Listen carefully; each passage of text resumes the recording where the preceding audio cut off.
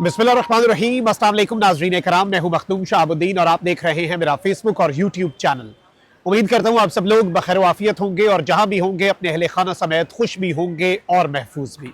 नाज़रीन कराम, वफाकी काबीना से आईनी तरमीम की मंजूरी के बाद सेनेट ऑफ पाकिस्तान से भी आईनी तरमीम की शिकबार मंजूरी ले ली गई है और आईनी तरमीम की सेनेट से मंजूरी के बाद जब 65 वोट हुकूमत के पूरे हुए, उसके बाद जिस तरह से ऑन अब्बास बप्पी ने सवाल उठाया कि 62 वोटों को 65 वोट जो है वो इस हुकूमत ने, जो फॉर्म 47 की हुकूमत है, जिसकी सीटें, जिसकी हुकूमत, हर चीज गिनती में हेर फेर की वजह से है, आईनी तरमीम में भी इन्होंने हेर फेर कर दी है। लेकिन अब मामला इससे भी आगे जा पहुंचा है और कौमी असम्बली के चौथे फ्लोर से सबसे बड़ी और अब तक की धमाका खेज खबर जो है वो आपके सामने रखनी है। और सेनेट में जो तरमीम है वो मंजूर करने वालों की 11 बजे किस तरह से दौड़े लग गई और किस तरह से इस वक्त बागी लोगों को लाया जा रहा है, इस वक्त ऑन ग्राउंड क्या सूरत हाल है और इसके अब असरात क्या होने जा रहे हैं। नंबर गेम इस वक्त कौमी असम्बली के अंदर क्या है और जो 64 का गोल्डन नंबर इन्होंने हासिल करना था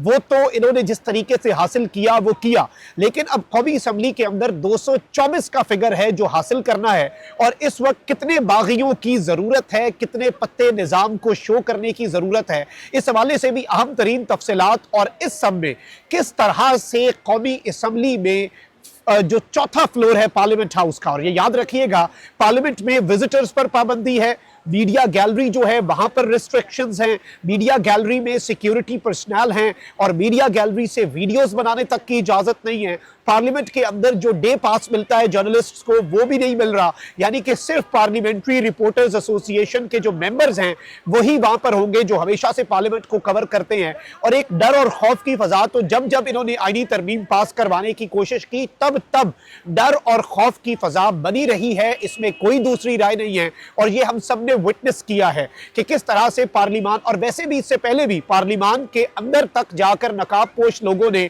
पार्लियामेंटेरियंस उठा लिए थे, गिरफ्तार कर लिए थे, वो हम सब देख चुके हैं। और किस तरह से पार्लियामान का तकद्दुस पहले भी पामाल हुआ, पार्लियामेंट के बाहर कल रात भी और इस वक्त भी प्रिजन बैन्स, पंजाब पुलिस की भारी नफरी, ये सब कुछ, और जैमर्स लगने की तलात, वहां पे राब्ते मुनक़ता, जोड़ तोड़, आनिया जानिया, मुलाकातें। और अब आप ये देख लें कि मौलाना फजलुर रहमान साहब ने भी वोट कर दिया है सेनेट ऑफ पाकिस्तान में आईनी तरामीम के लिए, और चीफ जस्टिस के लिए पैनल है। और अगर इस पैनल के बावजूद जस्टिस मंसूर अली शाह को चीफ जस्टिस बना दिया जाता है, फिर भी उनके पर काटने का पूरा इंतजाम मौजूद है। लेकिन जो चौथे फ्लोर वाली डिटेल्स हैं वो बड़ी इंपॉर्टेंट है, जो मैं आपके सामने रखने जा रहा हूं। जिन लोगों ने अभी तक चैनल को सब्सक्राइब नहीं किया, सब्सक्राइब कर लें। फायरवॉल लग चुकी है, फायरवॉल के असरात को कम करना आपके हाथ में है।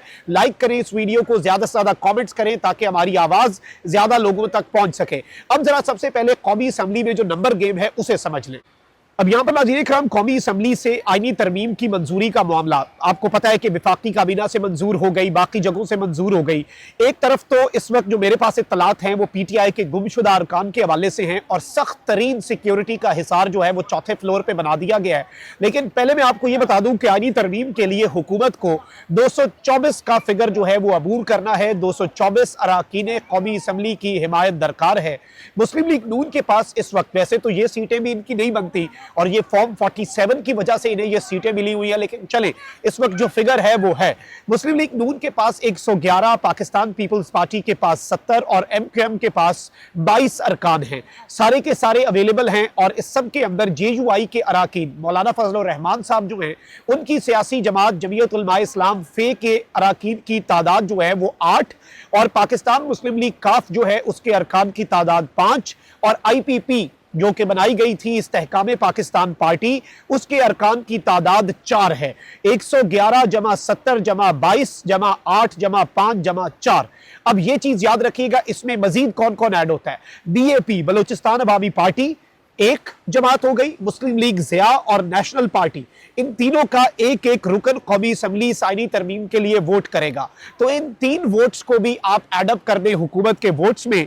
और इस वक्त सूरत हाल ये है कि हुकूमत को नंबर चाहिए 224, 224। अब ये नंबर किसी भी लम्हे अचीव हो सकता है अगर इलेक्शन कमीशन की तरफ से मखसूस नशिस्तों के ऊपर नून लीग और पीपल्स पार्टी के लोगों को बहाल कर दिया जाए, लेकिन वो कच्चा काम है और उसके अंदर सुप्रीम कोर्ट ऑफ पाकिस्तान के फैसले को पैरों तले रौंदना पड़ेगा। लेकिन चूंकि काजी फाइज ईसा साहब बैठे हैं और जाते जाते वो अजीम काम करके चले गए हैं। काजी फाइज ईसा साहब ने आईनी तरमीम के लिए और पहले जिस तरह से सदारती ऑर्डिनेंस के तहत जजेस कमेटी बदली, फिर उस जजेस कमेटी में 63A की नजरसानी को फिक्स किया, फिर उसमें से जस्टिस मुनीब अख्तर को गलत तरीके से बेंच से निकाला, फिर उस बेंच ने 63A की तशरीह जो है वो की और लार्जर बेंच का सुप्रीम कोर्ट का फैसला गलत करार दिया और तशरीह के अंदर कहा कि जी बिल्कुल फ्लोर क्रॉसिंग हो सकती है।